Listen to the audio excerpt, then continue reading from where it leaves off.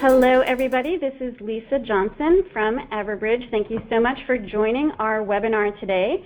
Our webinar is about mass casualty events, prepping for 50 patients in 15 minutes. Okay, there's going to be a more detailed agenda in a second, but I'll do some brief logistics and introductions. We will then do the main presentation talking about preparing for MCIs, and we will have a question and answer period at the end.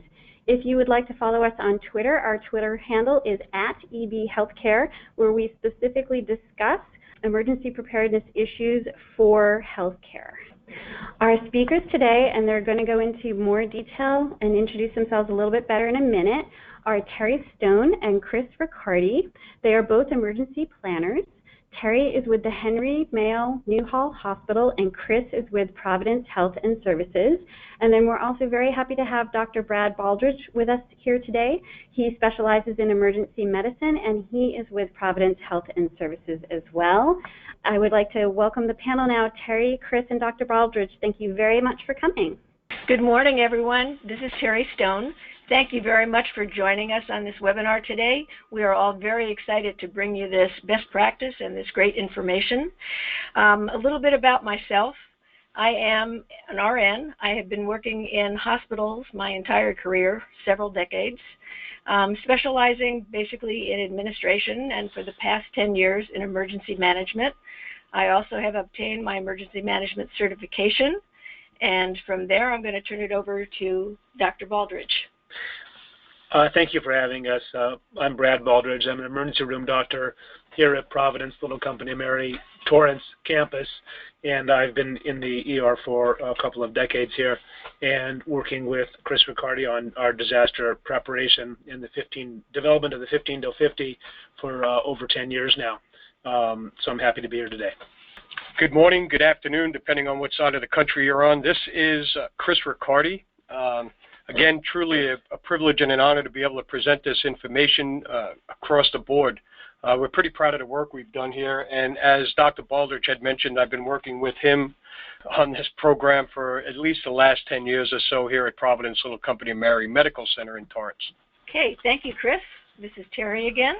We just did our introductions, so I'm going to review some objectives that we hope to accomplish during our webinar today.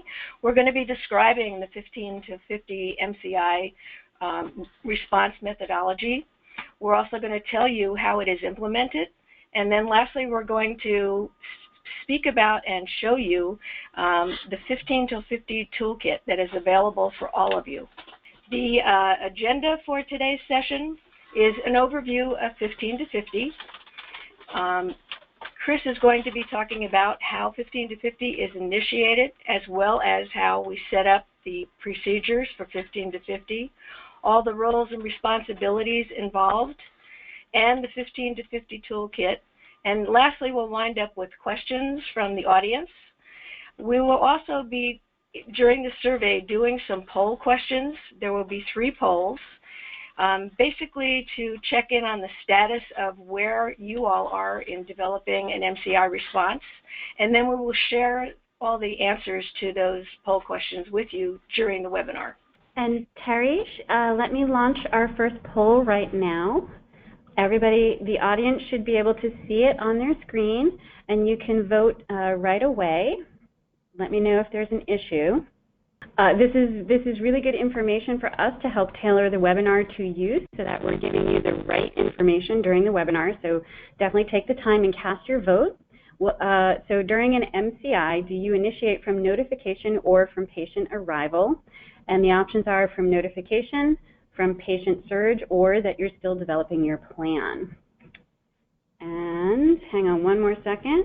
There you go. You should see the results there, 79% from notification. What do you guys think about that?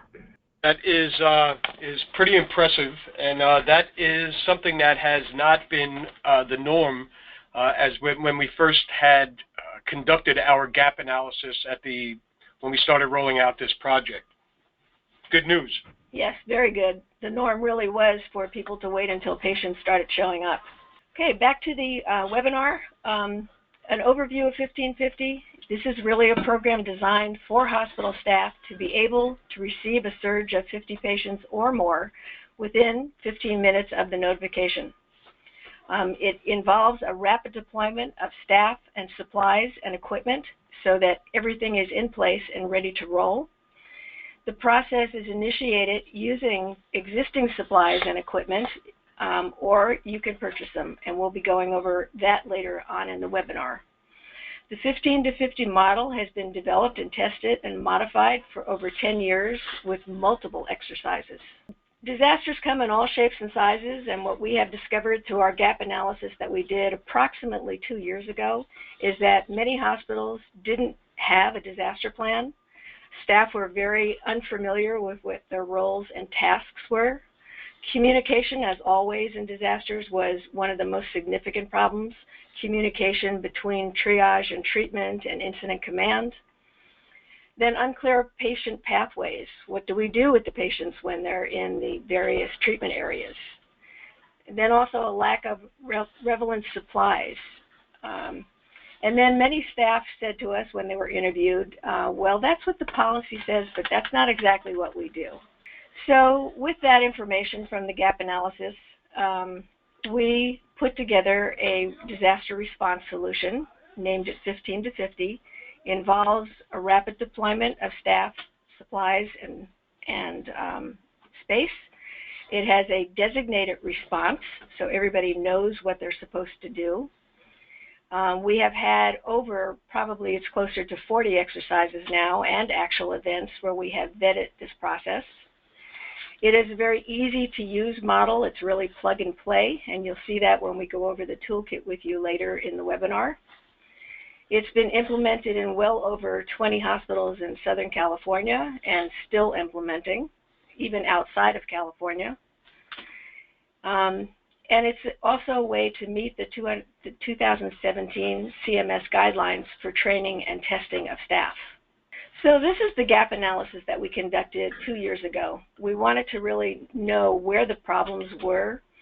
We found that the lack of MCI training programs existed both for staff and physicians, that the training also was non-existent for ancillary and support departments, and that there was an inability to manage 50 patients in 15 minutes because there was no pre-deployment of anything. There was a lack of triggers for numerous operations and responses. There were no plans for a family information center. As we all know, when we have a surge of patients, we're going to see at least 3 to 4 family members for every victim. And there was a lack of standing medication orders for disaster response. So we took all these gaps and integrated them and tried to close all those gaps in our 15 to 50 process. And with that, I'm going to turn it over to Chris. Thank you, Terry. So what does this look like? When we begin this initiation process, what are these tools? What are the, as Terry mentioned about pre-deployment, it's actually a pre-staging or staging of equipment that is ready to be deployed. Nothing is set up in advance other than where we stage our equipment. So once we get the notification of an event, what does this look like? So let's just say the incident occurs, and across the country, I'm sure that we have various top items on our hazards and vulnerability analysis. Here in California, earthquake is probably the highest on many of our HVAs, if not all. And how would we be able to respond to an event of that magnitude that could potentially affect our hospital as well as the general public? And we don't know what buildings would be affected, et cetera. So regardless of the incident, if it's a mass casualty event, again, using an all hazards type approach, what does this look like to initiate?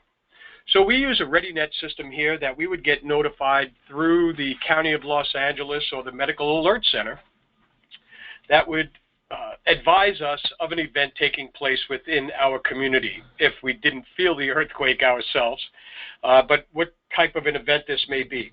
So ReadyNet or MAC would notify the hospitals and let us know that this event is taking place. So now that this comes across our radios, the radio nurse and the charge nurse in the emergency department would notify the house supervisor to put them on alert that this event is taking place. The house supervisor will initiate a code triage, and that's the words that we use here. That's the code we use here in our facilities in Torrance to initiate a mass casualty event or a event that's taking place outside of the hospital's walls. And the house supervisor would need to initiate this because, as you can imagine, if we have to surge to a different location, it may affect the level of care that we're able to provide to individuals depending on this event. So that would have to take place from the house supervisor to initiate this call. The house supervisor and the ED charge nurse managers would then begin to assign staff to the different roles that would be in play. And if you use a start triage model in your facilities, we use an immediate, delayed, minor treatment, and triage, as well as a morgue or expectant role. But just so that those roles would then be assigned by the charge nurse. We would distribute the treatment area toolboxes, and we'll show you a picture of those in just a couple of slides. And then the ED staff would establish our external treatment area and our minor treatment area. Now, the concept behind this plan is to utilize staff and equipment that we have on hand, that we do not have to wait for staff to be called in to be able to respond appropriately. So as we move on, again, donning your PPEs, your personal protective equipment, the internal charge nurse will clear out existing patients that are able to be moved, or our fast track, super track type patients within our department would be moved out to triage or out to our waiting room so that we would be able to utilize that space for higher acuity patients. One of the neat things that comes into play with this initiation is that we set up little mini inpatient units within the emergency department. As the emergency department moves out to meet the surge of patients, it gets backfilled by inpatient unit nursing, and we'll show you the pathway for that as we move along as well. Turn on our radios, conduct radio checks, and then update MAC, or our Medical Alert Center, and Incident Command as new information is received. So again, just to recap the initial activities, roles are assigned, triage internal is closed, our fast track or super track, our patients are moved out to the waiting room. Our patients within the department are processed for discharge or admission, and again, the admitted patients would be brought up by the responding inpatient unit nurses that you see for the immediate admissions. We would consolidate our remaining patients in the department. One of the tests we've done in drills past is to see if we would be able to put more than one bed in the emergency department suites. And that worked out pretty well, although we found that one gurney and a cot worked much better than two gurneys for maneuverability within those rooms. But again, depending on your facility, it would require you to test your capabilities in your own locations. So then a count of beds go to our disaster lead that then gets communicated to the command center, because while this is being set up, our command center is also being stood up as well. So then the emergency department doors are secured. As we begin this initiation, the whole hospital gets locked down except for the triage location where we would be managing patients coming in to be able to monitor and maintain crowd control, facility security, etc. And again, we'll cover that a little bit more in depth as we move along. So what does this setup look like? So you see the initiation activities. So now it's time to get set up. In the upper left-hand portion of the screen, you'll notice that there are a few go boxes, so to speak, with the delayed treatment, immediate, minor, triage markings on them so that we could assign those roles. I want you to know that I took this picture on a real day, on any day as business as usual in our department. Why there are blood culture tubes in the left-hand corner of that, I'm still not sure. But I wanted you to see what this actually looks like. This is it's a location that we use in our radio room for the rapid deployment of these boxes. We had just recently refilled these boxes and went through inventories, and I received 3 phone calls within the hour that the boxes were missing by the ED nurses that wanted to know what happened to our boxes. So at least I know that they are aware of these boxes. They know that these supplies are there, and they were duly concerned when they realized that these boxes were not. So down below, you'll see some equipment being deployed from one of our storage trailers. And then on the right-hand side, you'll notice a supply bin that we built just to house our emergency supplies, our mass casualty response supplies, or our 15 till 50 as it would be. So you can see some bleeding management, gauze, splinting materials, et cetera, medical supplies, as well as a yellow bin in the forefront of that particular picture. That yellow bin is for my delayed treatment area, and in that bin it contains cots, easy ups, and a tarp on the top. We've learned that as putting things away, that tarp truly needs to go on top. Staff have learned as we start to put the equipment away that we need to keep it set up as if it needs to be deployed again. So the lessons learned, when the tarp remained at the bottom of the bin, it was a little difficult to deploy it under cots after the fact. But I want you to notice also that the cots are color-coded so that we can deploy these things to the appropriate location.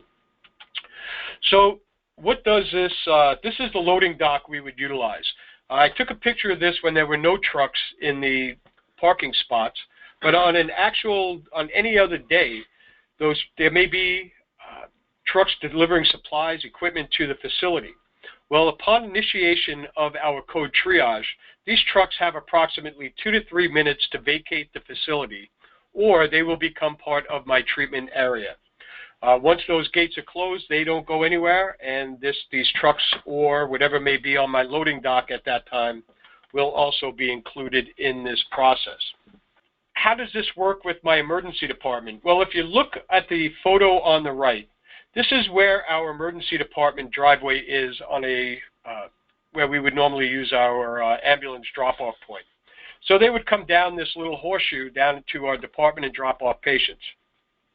Well, since we need to control the flow of patients coming into our facility, K-rails or barricades go up in that driveway, and all ambulance drop-off and ambulance traffic would be moved down the street by about 25, 30 yards to then drop these folks off at our external triage area.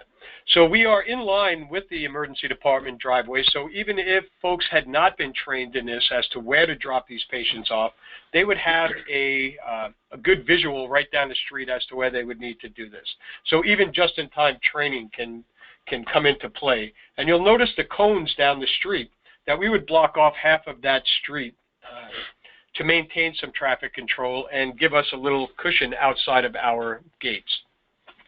As we begin and continue on with this setup, I'm going to turn this over to Dr. Baldridge to share some of the intricacies of this process. Thank you, Chris.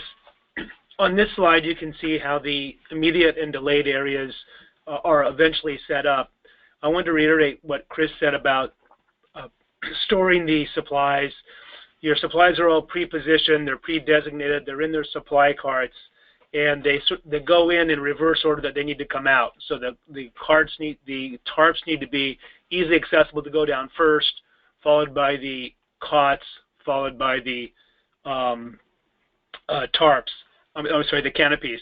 The canopies, people tend to want to put up the canopies first, but that really is the last part of this. On this side, I also wanted you to note that if you look under the left armpit of each of the nurses there in the red vests, there's a little white rectangle, and those are the standing RN orders. Those are orders that the nurse can initiate without a provider giving them orders so that they can initiate treatment immediately on the sicker patients. Those orders include administration of IV fluids, morphine for pain, Narcan for reversal if they give too much, Zofran for nausea, albuterol for breathing treatments, and Ativan for seizures, etc. So those are the basic medications that would be initiated if the provider is immediately there, but they may not be. So I think it's important on that little chain that you have attached to the nurse's vest, you have not only the standing orders, but also a map of the area, which we'll get to in just a minute. You can see in the bottom right, the blue box is the box that Chris was speaking about that we keep stored in the emergency department for immediate deployment. In that box is typically those vests, and attached to the vest are those information cards. I wanted to mention also that the immediate and delayed are next to each other. So on the left side of the right slide and the right side of the left slide are the supply cards. That's the same supply card, and they can be accessed by either immediate, delayed, depending on which side you're on. So here is a map of our treatment area, and this is on here not because we have the ideal layout, but just to remind you, it's probably a good idea to have a map readily available to all the participants, where the standing RN orders had that attached to their vests. Also, a map should be attached so that if somebody is setting up for the first time, they haven't done it before, they can refer to the map and visualize where different things belong. So immediate, delayed, and minor, the red, yellow, green, are easy to see. Between the immediate and delayed, the red and the yellow is a tan color. That's the supply card. Just above that is the pharmacy cart with the pharmacist, accessible, again, to both sides. Off to the right in black is the expectant area, where the treatment may be pain medication or they may not require treatment. The light blue with a dash around it represents the decon trailer, which is moved over from a different area just to the right of it once during those first 15 minutes. And then there's some supply trailers. If you look at the bottom left, the drop-off area, if you turn that arrow around, the patients come in that way, and they are either deconned or not, depending on the situation. From there are basically 3 pathways they can go down. One goes directly to immediate, one directly to delayed, or one to minor inside. The idea being, if you don't give the patients a specific place to go, they may tend to wander, since this is all sort of an overwhelming event for them. So they're sent down a chute, as we called, which is identified with some caution tape. So this is a setup of the minor treatment area on the outside. Our minor treatment area is inside the hospital. Here they have what we would consider standard pieces to this, including everybody has a vest on, which identifies their role. They have multiple chairs. They have the green tarp down. They have a gurney just in case there's a mistriage or somebody goes south. So this is a sort of a standard minor treatment area. This is the treatment area. We happen to be inside a building for our minor treatment area, and the way we set this up is that the patients are, as they're first brought in, the first patient is placed in the bottom right green chair, and then they are placed going clockwise around the periphery. That way, when the provider, whether it's an NP or an MD, comes in, they know they start on the left side and work the clockwise around, so there's no duplication if there's more than one provider. The pharmacy cart is in the bottom right. We have that where there's no door behind them because they have their narcotics, etc. So they're in a sort of a protected area. The supply cart, which is also pre-designated, is rolled out and placed in that position.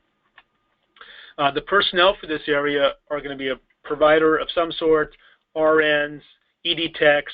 The pharmacist and the radiology techs respond as a default. So when code external triage is called, the pharmacy arrives with the pre-designated medications, and the radiology tech comes over with the portable machine ready to take x-rays. This slide reminds me that sometimes we set up other rooms for subspecialty treatment. The idea being, if you have multiple fractures, multiple lacerations, or multiple ophthalmologic problems, then having rooms designated for those specific medical problems might make caring for patients easier. The way it works is that the nurse that is in charge of this area would use her radio to call the command center and request for example, an orthopedic doctor to come. They would set up a separate room with a tech, casting or splinting supplies, the C-arm to perform x-rays, and they could easily go through many more patients as opposed to a general treatment area. Same is true of suturing. If we needed sutures, they could ask for surgeons or family practice, anybody who could suture, set up a room with the laceration trays and all their supplies, and they could just go patient to patient. That would make it somewhat more efficient. Also, other rooms can be set up for family reunification or kids to play in if they're waiting for family, etc. So they can be used in different ways if you have a building that's available. So when your setup is complete, you'll have ideally 10 to 20 gurneys and wheelchairs there. The way they arrive to the treatment areas is that the first 10 able-bodied people who arrive at the labor pool then bring gurneys or wheelchairs to the treatment area, and they will be used to transport patients. The shower will be set up, the cots and canopies are up as we indicated, the signs are posted so it's very clear what area each area represents. The IV lines are prepped, oxygen tanks are down, we'll discuss that in a moment. Protective equipment is on, and the radios have been checked.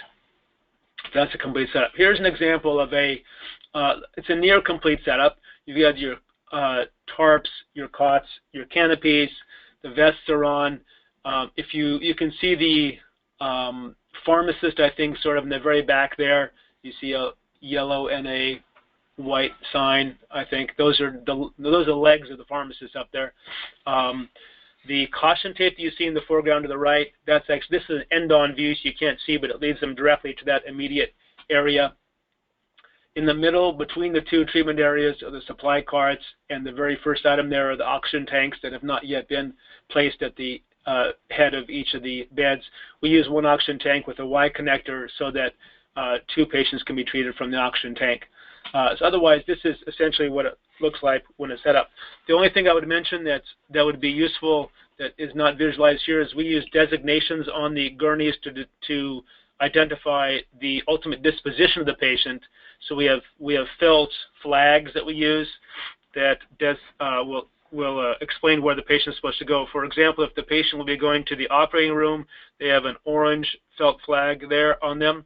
If they're going to the ICU, they have a blue one. If they are going to med-surg or tele, they have different colors as well. If a patient requires an x-ray, they have a yellow label on them so the portable radiology tech will know who needs x-rays. So on that note, I'll turn it back over to Chris to take it from here. Thanks, Dr. Baldridge.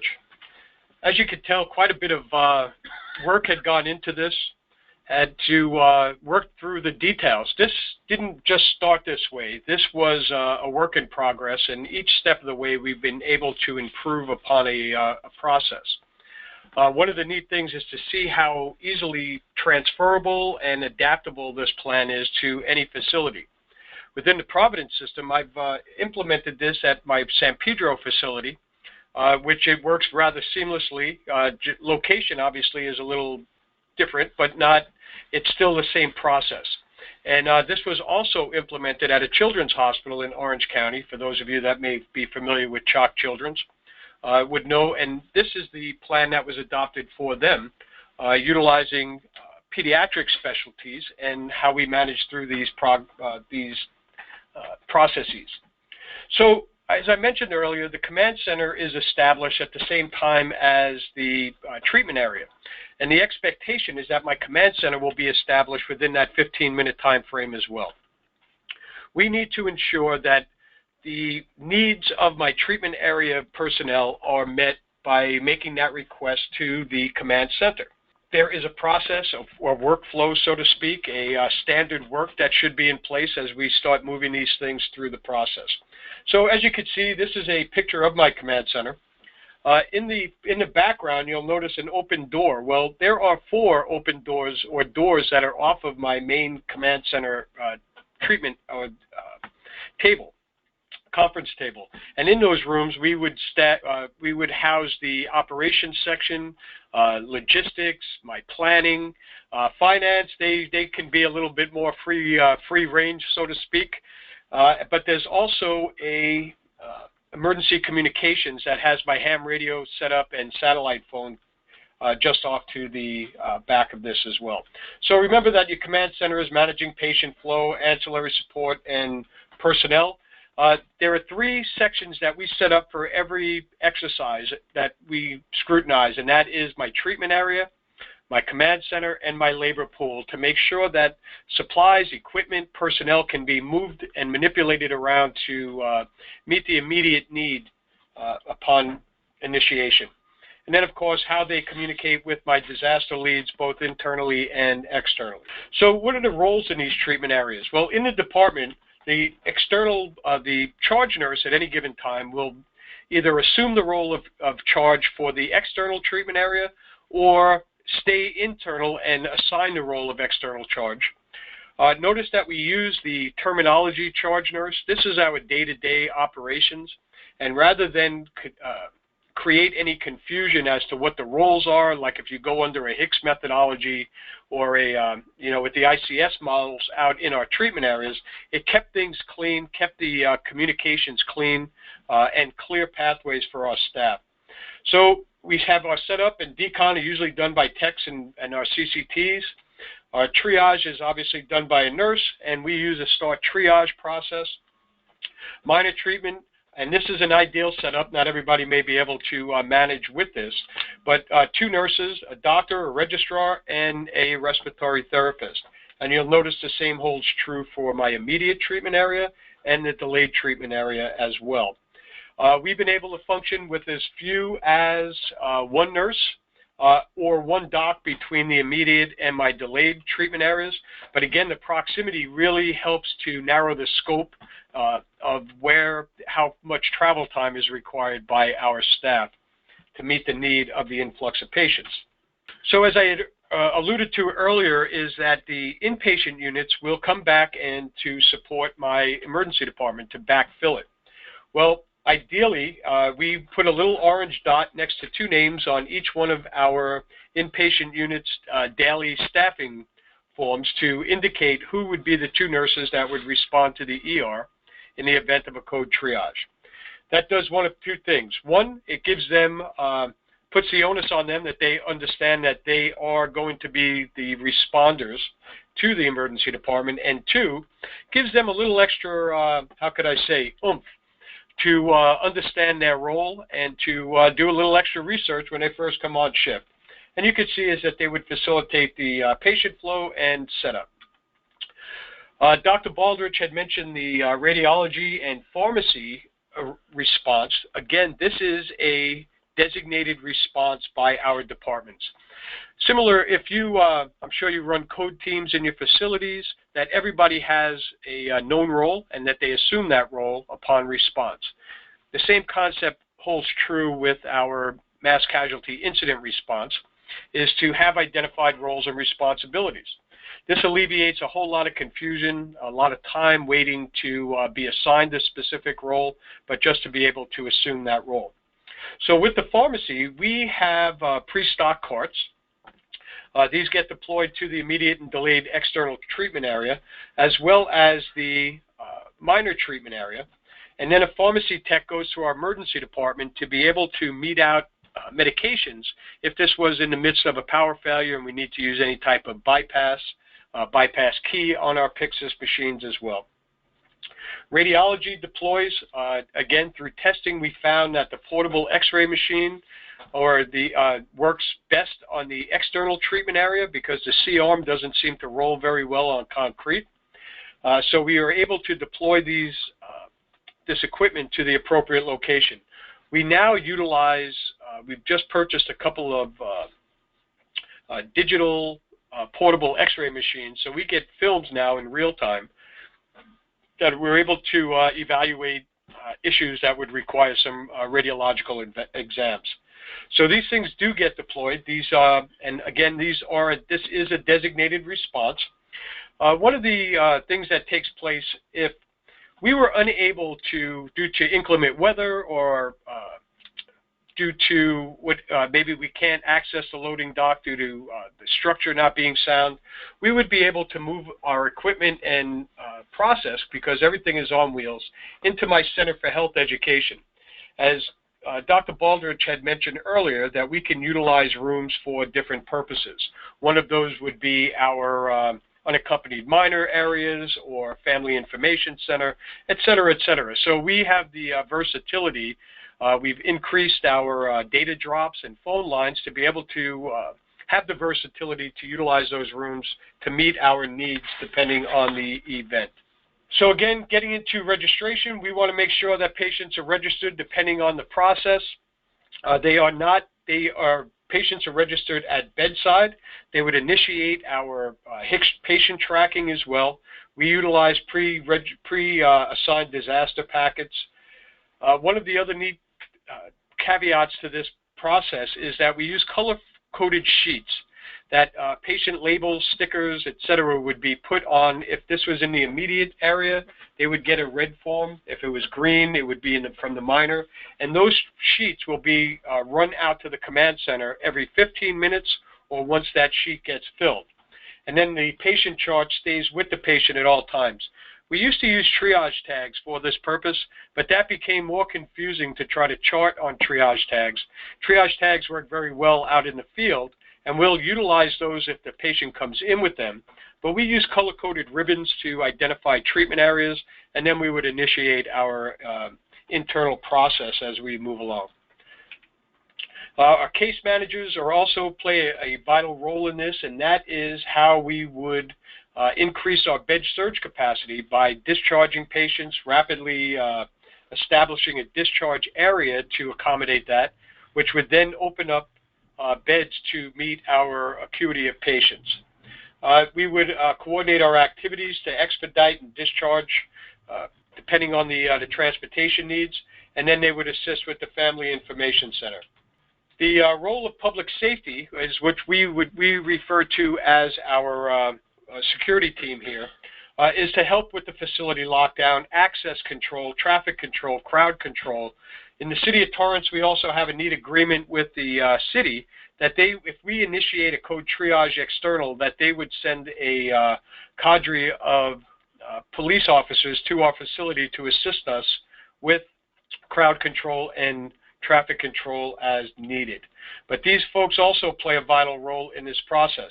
And even with our facility lockdown, obviously we do not have enough security officers or public safety officers to staff every door, but we would deputize individuals just to be able to stand by doors, because doors do need to open to a path of egress in case of a fire, etc. But just to be able to ensure that when somebody walks out the door, that nobody walks in the door. So another underserved community member within our facility are our plant operations folks. This is something and I told you that we deal with earthquakes as our biggest issue. So how would we know that our facility is viable? Are we able to maintain care of our patients? So one of the things that we began to truly drill as to how long does it take to do a facility assessment. Well, we used to do drills, and we'd get a report to the command center that in 10 minutes stating that the hospital was sound and we were able to function. Well, in reality, that took closer to 2 hours to actually, and this is just a cursory look through our facility. So we needed to develop some tools, plans as to how we would navigate that process, to check for the structural integrity, and of course reporting that information to our hospital command center. We would deputize. One of the things we do, and I don't know about you, but we have construction going on in our facility all the time.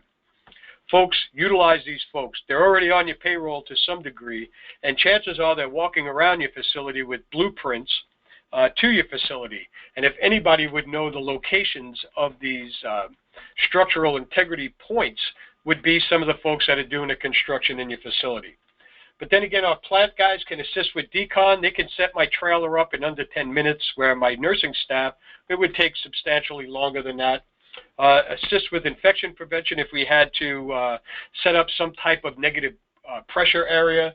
Patient transport, they can assist as runners, and ensuring that our utilities are indeed viable as we move forward. I believe we have a polling question that we will be presenting. Hi, Chris. Thank you very much. Yes, I will be launching the poll right now. It should pop up on your screen. So this is for the entire audience. Have you done an active drill for an MCI? Select one of the following: yes, no, or planning one this year. Okay, we'll let this open for a little bit longer. I think everyone will be very happy with the answers. Okay, and let me share the results. So hopefully everyone can see the screen. 70% have done an active drill for MCI, 11% haven't, and 19% are planning on doing one this year, so that's fantastic. And then we did have a follow-up poll that went with this, and I'm going to launch that one right now. So one of the big concerns that you guys had seen is how to do an MCI exercise with a night shift. So we're wondering how many people have done it with the evening staff as opposed to the daytime staff. And I'm going to close the poll and share those results. So 70% have done an MCI exercise, but 77% haven't done one at night.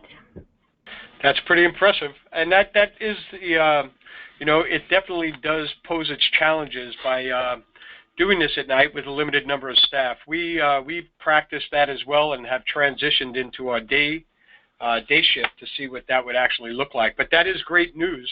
It's good to hear that you folks are actively engaged in this polling, because this assists us with our further development of the gap from not only a local area but also on a national level as well. So we appreciate the feedback. I'm going to show you a quick picture for the patient care area, that the triage and the patient treatment not only happens as they arrive, but also during the course of the process. So just know that this is an ongoing process. So with that, one of the other neat things that goes along with this program is this toolkit that's available to everyone. And I'm going to pass this along to Terry to share some of this information. Okay, we're going to review the toolkit. Again, as Chris mentioned, it is available to everybody and it is totally free. The toolkit contains a comprehensive suite of resources. Basically, it is a guide, a plan template, videos, and a lot of other supporting documentation. And you can use your existing supplies. There are frequently departments that are throwing things out, buying new supplies, and you could certainly access those. For instance, carts. We inherited a bunch of carts for our triage simply because another department was getting new carts. The toolkit resources, as I mentioned, includes an MCI guide and template. The guide is really the comprehensive, basically it's a manual that will answer all the questions. And when you start filling out your template, you will see that there are actually page numbers referring to the guide. So if you have a question while you're doing your MCI policy, you can refer to the guide and get the question answered. There is a multimedia library. I really encourage you to take a look at this. We have put together 5 pretty impressive videos, and for me, I'm a very visual person, so a picture is worth 1,000 words. And whenever I go to a new group of staff, I always start with one of the videos. My favorite, because it's the most efficient, is a time-lapse video, which is only 28 seconds, which actually shows the initiation all the way to the end of the setup. So I'd really encourage you to look at those videos. We didn't have the ability to embed them in the presentation today, but they're truly worth your while. The library, these are the supporting documents I was telling you about. We have basically a one-page creating buy-in. That is one of the largest areas of support that emergency managers need throughout the country, is to gain the support of senior leadership so that the MCI response can be introduced into their facility. We have sample exercise materials, so you don't have to spend hours and hours writing up your own controller and evaluator guide. It's all there for you. We have training material that is broken down by disciplines. We also have sample maps and forms and a lot more information. So the MCI guide, really this is kind of your Bible. It provides a comprehensive explanation of the model, and it is a step-by-step walkthrough for developing your own plan. Here, may be a little difficult to read, but here is the table of contents. So it walks you through acknowledgments, acronyms, the owner's manual, the table of contents, overview, purpose, scope, on and on. And the template, this is really the heart of this whole process, which is to develop your own internal MCI plan. It can be, like we said earlier, it's kind of a plug and play. You just sit down with your Mass Casualty guidebook and it will walk you through developing your plan. Chris actually did that after we had developed this whole process, and he had it done in a very, very short amount of time. This is the table of contents for the MCI plan, and then there is a slide walks you through what each department is responsible to do in 15 to 50. This is just the first slide. There are about 30 different departments that play a role in 15 to 50, so this will give you an idea of what departments, what their role is, who the staff are, what supplies they need, and what HICS information they need. The multimedia library that I told you about has 5 videos. Several are time-lapsed and really will introduce you and explain the entire 15 to 50 process. The toolkit library has many, many supplemental materials. We have a Train the Trainer program, a healthcare responder trainer program, presentation materials so that you can present to your ED staff, to your physicians, to your ancillary and support staff. We have patient care forms, job action sheets, sample plans, the executive briefing materials, maps. We even have some completed HICS forms. And this is the website that this entire toolkit is available. It's the California Department of Public Health. It is posted there. And with that, I think we are ready to go into the question and answer section. If you take a look at the link at the California Department of Public Health, this is Chris Riccardi. I'm going to guide you down this path. A Google browser seems to have been the best way to access some of this, but by all means, take a look and you'll find all of the tools that Terry had mentioned to you earlier. On that, there's also a list of supplies that you can that you would be able to access. There are part numbers, et cetera, that you would be able to utilize to ease a transition into your respective facilities. But by all means, have at it. Chris Riccardi again, not Dr. Baldridge this time. I am a department of one, and to have a written plan, a plan template that all I needed to do was fill in the blanks, this was a key component, as Terry had mentioned, to ensure that you have something in your pocket that you'll be able to utilize with relative ease. And as Terry mentioned, with that, I think we'll move on into questions. We had received a little supplemental funding from the Emergency Medical Services Agency here in Los Angeles County as part of our hospital preparedness program that was able to put this whole toolkit and project together to make this readily accessible to everyone for the incredible price of nothing. So hopefully you enjoy it, and look forward to your questions. Thank you so much, everyone. That was an amazing amount of information in a very short amount of time.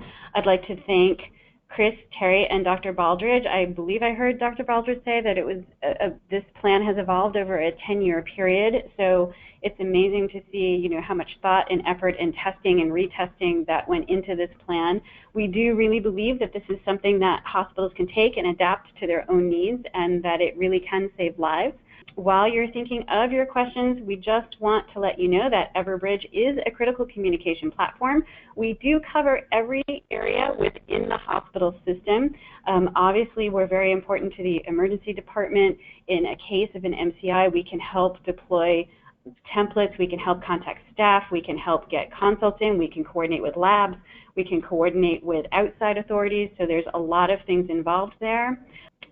If you look at the specifics, so on schedule staff, so you can get a hold of who's on call immediately and help them get to the triage area.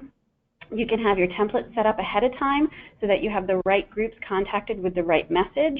You can have a fast connection with your local community, fire, police, the EMS services, local government, whoever would be assisting in the particular protocols that you're going to be going through.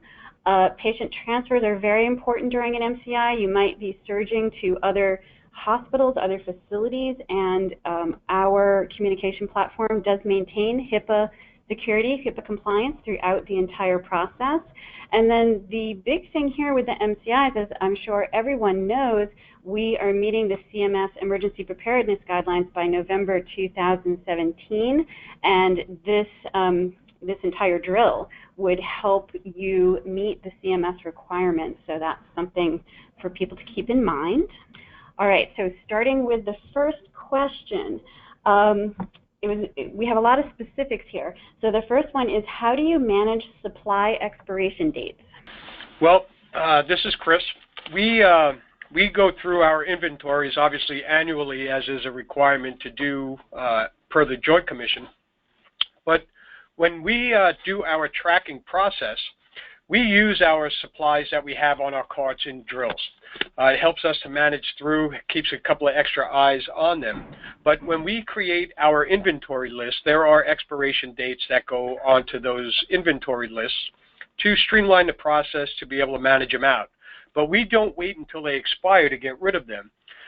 We basically use the same equipment out on our treatment area that we use in the emergency department, and we will recycle that equipment back into the ED to then be utilized and replenish our supplies from there. It's a pretty easy, streamlined process and a very cost-effective way to manage through that as well. Great question. And then a couple of people asked this question: what happens with bad weather? You need an alternate site. Again, this is Chris. I'll take that one. We utilize our Center for Health Education, which is completely enclosed. We have running water, restrooms, heat, etc. And there are 6 rooms in there that we can open as far as we need to, shut them down into 6 separate rooms to be able to utilize this. And remembering that all of my equipment is on wheels. Even if that location as well as my primary location are inaccessible, we still have a tertiary location that we would be able to utilize, again, by being able to roll all of that equipment to where we need to. Would it take a little longer than 15 minutes? Perhaps, but we can move that just about anywhere we would need to. And I would also like to mention, this is Terry, that inclement weather is not the only reason you need an alternate place for triage and treatment, is because our facility, much like Chris's, has been under construction and will be for the next 15 years. So the construction sites are constantly moving, so therefore we have to constantly move our sites. Good point. Great question again. These guys are engaged. There's a lot of good questions in here. So I have a question. One of the questions that came in was about sort of the bigger picture. So what would happen if press, the media, and or loved ones start coming to the hospital during an MCI? How do you handle that?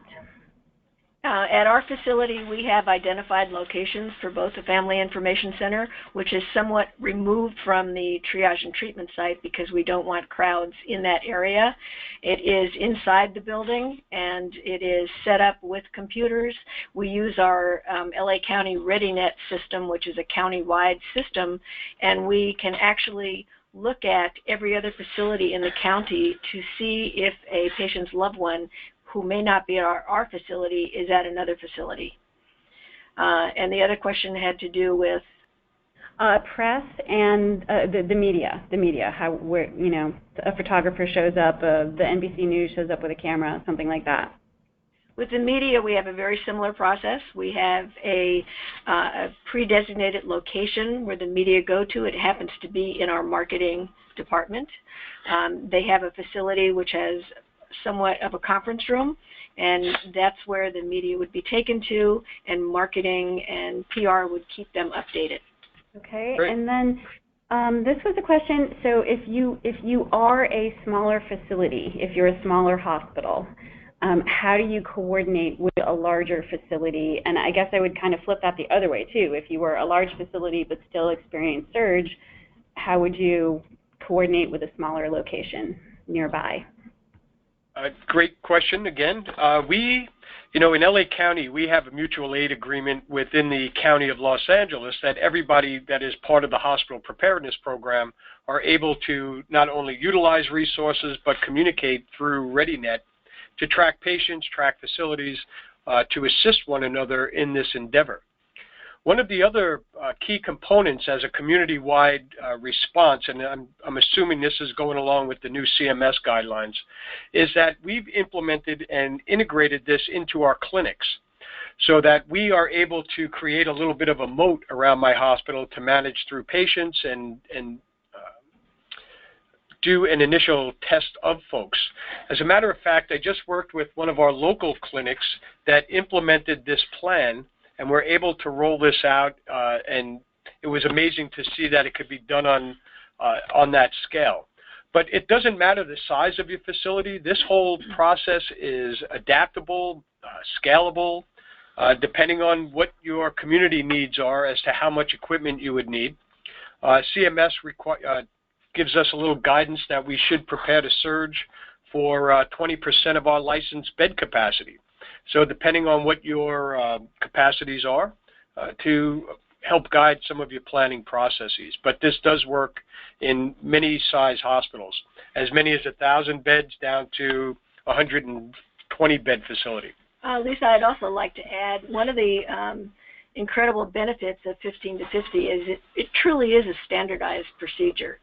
So staff who would be filling those positions could fill the same position at another facility, just jump right in and know what they were doing. Part of the response and part of your planning process is to train and meet with these facilities beforehand if they are in your community.